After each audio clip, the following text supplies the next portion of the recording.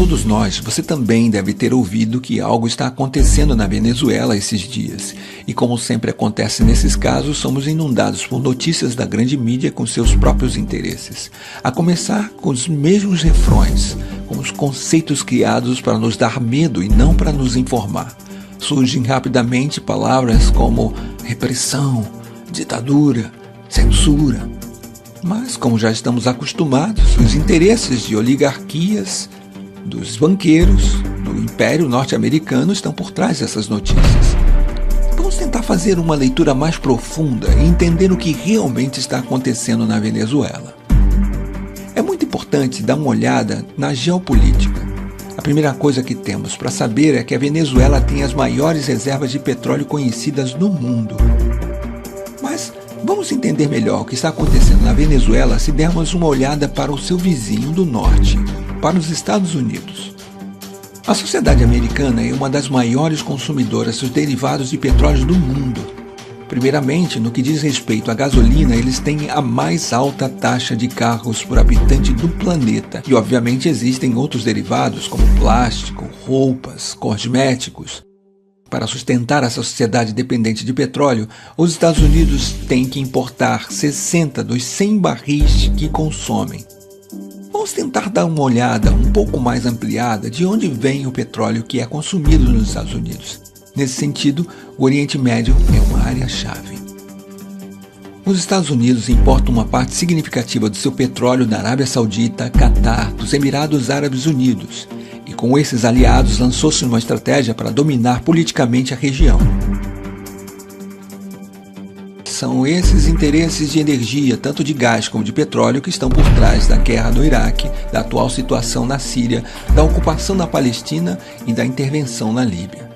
Agora, uma vez que vimos tudo isso, um simples cálculo nos permitirá ver por que a Venezuela é tão importante para os Estados Unidos. O petróleo que vem do Oriente Médio atravessa o Estreito de Hormuz e segue seu caminho através do sul da África até chegar ao Texas. Esta viagem dura entre 40 e 45 dias. Em vez disso, o petróleo que vem da Venezuela leva apenas 4 a 5 dias para chegar aos Estados Unidos. Ao comparar o custo que significa importar petróleo do Oriente Médio e não da Venezuela, podemos entender muito claramente quais são os interesses norte-americanos nesta questão. Agora, é muito importante que entendamos como esses interesses determinaram a história da Venezuela. Por mais de 40 anos, isso foi determinado pelo que foi chamado Pacto de Ponto Fixo. Foi um pacto político entre a Ação Democrática e o COPEI, o Comitê de Organização Política Eleitoral Independente. Através desse pacto, eles concordaram em um programa político comum, e a única coisa que mudava era que eles alternavam no poder de acordo com as eleições. Esses dois partidos de direita sequestraram completamente a democracia venezuelana por mais de 40 anos, defendendo apenas os interesses das oligarquias e deixando o povo venezuelano sem qualquer representação.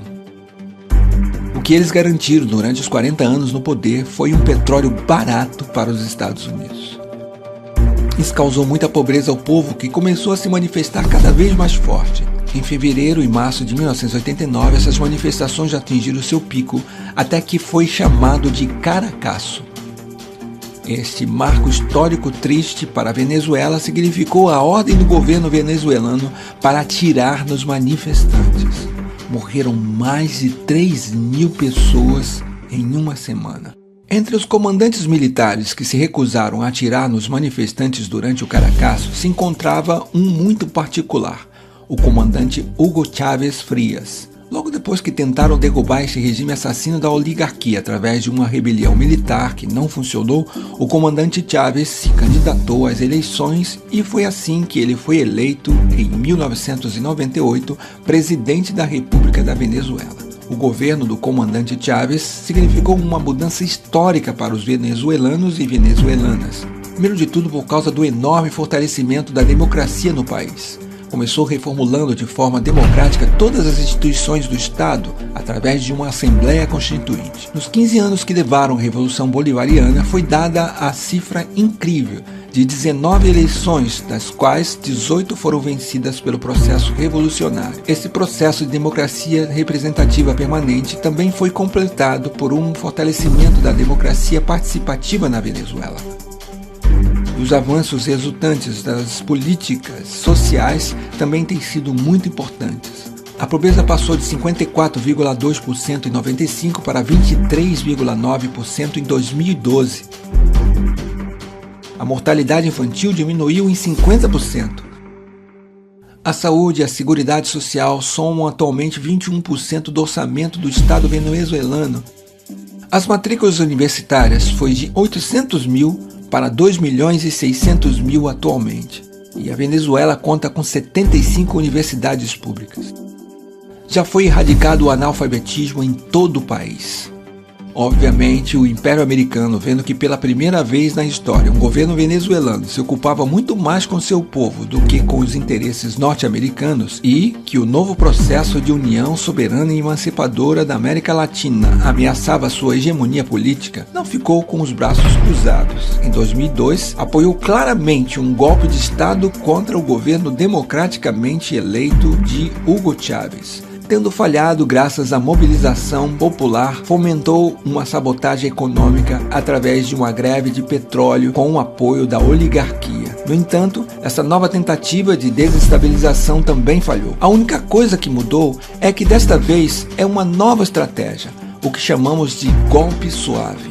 O primeiro passo é a guerra econômica.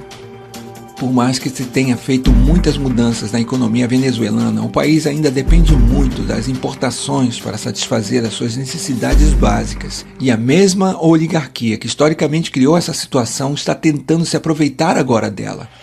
Por um lado, alguns industriais ligados à oligarquia que quer acabar com o processo bolivariano está tentando criar escassez de produtos básicos para criar descontentamento na população. E do outro lado, alguns setores importadores que também querem acabar com esse processo estão especulando com dólares em vez de usá-los para importar produtos de necessidades básicas para o país. Isso demonstra mais uma vez o cinismo da oligarquia venezuelana disposta a tudo para voltar ao poder. Agora vamos ver o segundo e talvez o mais importante dos eixos do golpe suave. Este é a manipulação midiática. A oposição golpista venezuelana tem duas facetas, uma que se mostra pacífica e a outra que é claramente violenta. E certos meios de comunicação, tanto na Venezuela como no exterior, se converteram no eixo central dessa estratégia de golpe suave. Ao manipular de forma totalmente vergonhosa os fatos que estão acontecendo na Venezuela, eles querem fazer o mundo acreditar que o governo venezuelano está reprimindo duramente simples manifestantes pacíficos. Mas esse roteiro nós já conhecemos e não cairemos mais facilmente nessa armadilha. Se olharmos um pouco mais para a história desses últimos anos na América Latina, nós percebemos que os Estados Unidos e as oligarquias não ficaram de braços cruzados na frente dos movimentos progressistas. Primeiro foi a tentativa fracassada de golpe na Venezuela em 2002. Infelizmente, em 2010, o golpe de Estado em Honduras se concretizou.